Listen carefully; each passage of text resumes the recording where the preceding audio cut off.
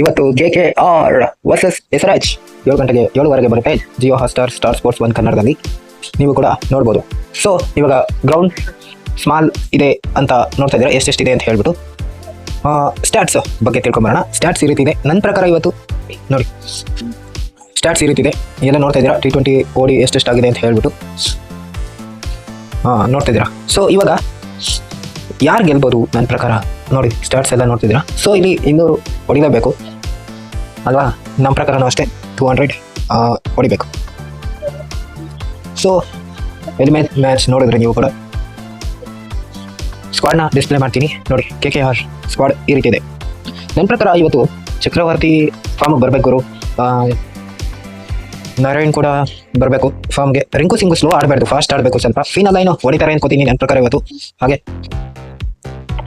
C green ಕೂಡ ಹೊಡಿಬೇಕು ಇವತ್ತು. ರಹಾನೆ ಚೆನ್ನಾಗಿ ಆಡಿದ್ರು. ಇವಾಗ ನನ್ನ ಪ್ರಕಾರ ಇಷ್ಟು ಜನ ಚೆನ್ನಾಗಿ ಆಡ್ತಾರೆ ಅಂತ ಅನ್ಕೋತೀನಿ. ಸೊ SRH ಅಭಿಷೇಕ್ ಶರ್ಮಾ ನನ್ನ ಪ್ರಕಾರ ಸಖತ್ತಾಗಿ ಆಡ್ತಾರೆ ಇವತ್ತು ಅಂತ ಅನ್ಕೋತೀನಿ. ನೋಡ್ತಾ ಇದ್ದೀರಾ, ಸ್ಕ್ವಾಡ್ ಡಿಸ್ಪ್ಲೇ ಮಾಡ್ತಿದ್ದೀನಿ ಓಕೆನಾ?